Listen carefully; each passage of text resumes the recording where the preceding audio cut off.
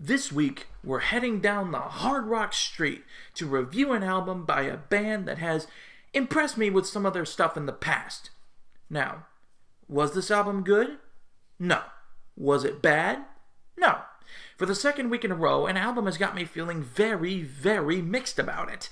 Some of the choruses and melodies were very well done, but then they turn right around and attempt to knock off Rage Against the Machine. Now, anyone who knows me knows that I am not a fan of Rage Against the Machine. Not just because I disagree with their political message, but because I can't stand Zach De La Rocha's voice. But I digress. It's time to review the newest offering from Pop Evil, aptly titled, Pop Evil. This is an album that I was really excited about. I heard the lead single, Waking Lions, on my local radio station, and I was very impressed with it. Then I got into the album, and it turned political. That's when I became very disinterested in some of the lyrics. But I'll get to the lyrics in a bit. Right now I want to talk about the music on the album. Waking Lions, the first track on the album, is a straightforward, head-banging rock anthem that I would be very happy to sing along to if I ever attended a Pop Evil show.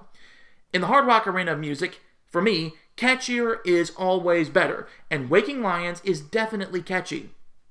The song sort of sounds like Breaking Benjamin meets Hinder with Trivium's In Waves double bass pattern being played constantly behind the drum kit. Then the band goes all new metal on us. In interviews, Pop Evil's lead singer Lee Kakati said that he wanted to be like Zach De La Rocha. Well, I never liked De La Rocha's voice, and again, Rage Against the Machine's big government message I was not a fan of. Now, if you want to hear good rap rock, try Mike Shinoda's performances in Linkin Park. At least his voice sounds natural. It doesn't sound like a teenager whining because he hasn't gotten his way. Now, lyrically, the album is very political in some ways.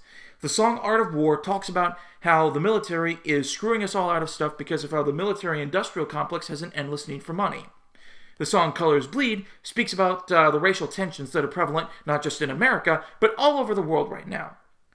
Now, as you can probably tell, there are some things that I don't agree with in the lyrics and some that I do. Now, there are racial tensions in the world right now. Nobody's arguing that. And unfortunately, racists feed on those tensions. However, it feels to me like members of every race are causing these tensions by not being willing to look past the surface and see the inside and the heart of another human being. As far as war is concerned, it's a terrible thing. Nobody argues that. However, sometimes it is necessary to get a point across. Personally, I'm not anti-war, I'm anti-unnecessary war. In other ways, when referring to the lyrics on the album, it's very empowering, it's encouraging. Like I said before, the opener Waking Lions is a great hard rock anthem about standing up for yourself, for anybody. The song Be Legendary is another anthem about basically the same thing.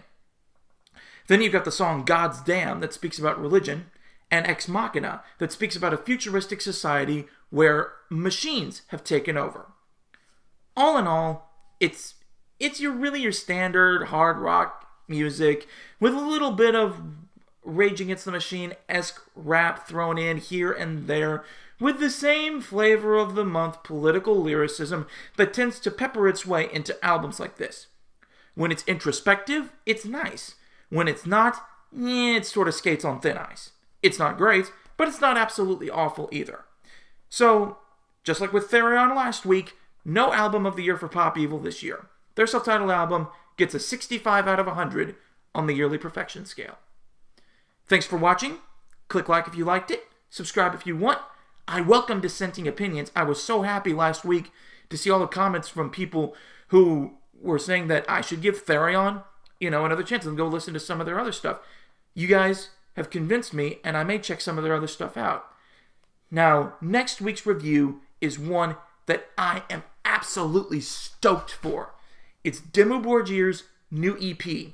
Yes, it's not technically an album. They do have another one coming out later this year that I will be reviewing, but it's new music from these symphonic black metal legends. Should be an awesome one to review, so don't miss it.